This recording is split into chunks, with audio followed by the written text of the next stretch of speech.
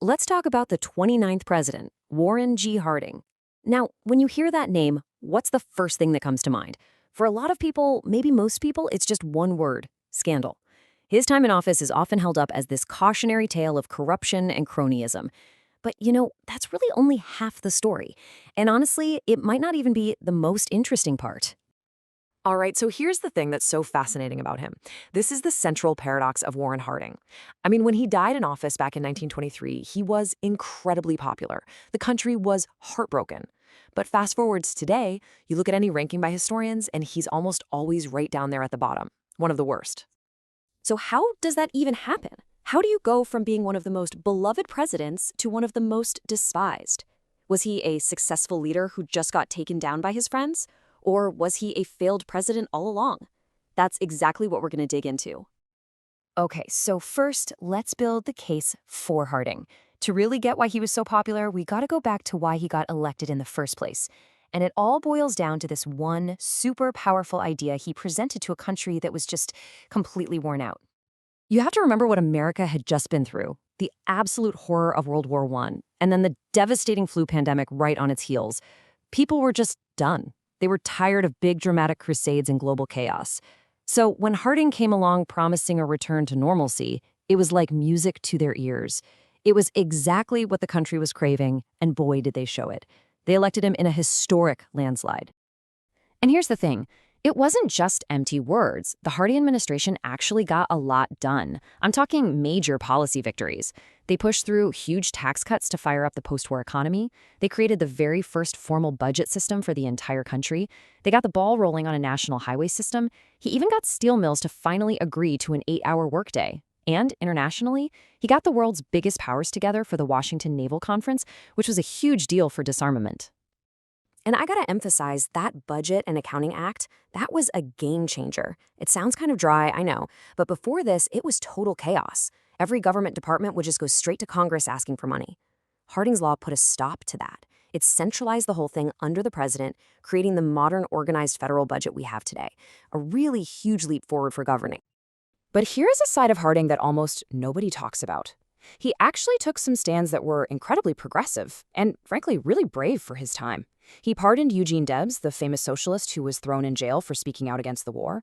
He went down to the Deep South, to Birmingham, Alabama, and stood in front of a segregated audience and said that democracy is a lie if Black Americans aren't treated as politically equal. He even tried to get a federal anti-lynching law passed. I mean, for the 1920s, that was, wow, really bold stuff. All right, so if he's getting all this stuff done and taking these courageous stands, where does it all fall apart? Well, it turns out Harding's greatest personal strength, his incredible loyalty to his friends, was also his absolute greatest weakness as president.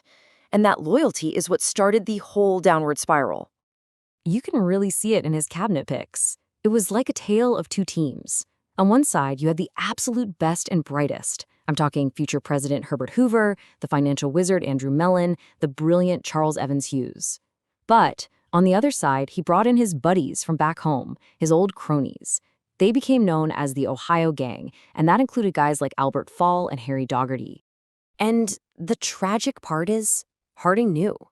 He knew he had a problem. He even told Herbert Hoover, "My friends, they're the ones that keep me walking the floors nights." You can just feel the stress in that quote. He was a guy who trusted his friends, probably way too much, and he was starting to realize that some of them were really letting him and the country down. And that misplaced loyalty, it would end up costing him his reputation. See, while Harding was busy trying to run the country, some of the friends he'd appointed were busy lining their own pockets. But the craziest part? The public had no idea just how bad it was. That would all come out later, after he was gone. The scandal that everyone remembers, the big one, is Teapot Dome. Yeah, the name sounds kind of funny, but the crime was anything but. We're talking about a massive bribery scheme involving federal oil reserves, land that was supposed to be saved for the U.S. Navy for emergencies. So here's the breakdown of how it worked. Step 1. The Secretary of the Interior, Albert Fall, one of Harding's buddies, gets the Navy to give him control over these oil fields. Step 2. Fall secretly leases the fields to a couple of private oil guys. No bidding, no public announcement, nothing. And step 3, in exchange for these super sweet deals, Fall gets huge kickbacks.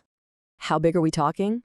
Well, he took in over $400,000 in bribes, which they tried to hide as loans and gifts. Now, to put that in perspective, in today's money, that is over $7 million. It was so bad that Albert Fall made history as the very first U.S. cabinet secretary to go to prison for crimes he committed in office. And listen, Teapot Dome was just the tip of the iceberg. The head of the Veterans Bureau was caught stealing millions of dollars that were supposed to help wounded soldiers. The Attorney General himself, Harding's old campaign manager, was put on trial for bribery twice. The corruption was just everywhere. Okay, so this brings us to the end of the story and the final crazy twist in all of this. Harding himself would never have to answer for any of it. He wouldn't live long enough to see his name dragged through the mud. In the summer of 1923, Harding, who was looking totally exhausted, went on this big cross-country tour. Then, on August 2nd in San Francisco, he just died. A sudden heart attack. And at that moment, he was still one of the most popular presidents ever. It was only after he was gone, later that year, that the Senate hearing started and all of these horrifying details about the corruption just came flooding out, shocking the entire nation. And this right here, this is the heart of the whole debate about his legacy. Because to be clear, there has never been any real evidence that Harding himself was on the take. He wasn't personally corrupt. By all accounts, he was an honest guy. But the question is, does that even matter? The historian Robert K. Murray said it best. In the American system, there is no such thing as an innocent bystander in the White House. Think about it. A president gets all the credit for the great things his team does, right? Like Hoover and Hughes. So shouldn't he also get the blame for the terrible things his other appointees do, like Albert Fall? He suspected something was wrong, and by not stopping it, he basically let it happen. So, in the end, how do we judge him? Is Warren Harding the president who stabilized a nation after war, who modernized government, and who took surprisingly bold stands on civil rights? Or is he just the weak leader whose legacy is completely, and maybe fairly, defined by the crimes of the friends he trusted? That, right there, is the paradox of the 29th president.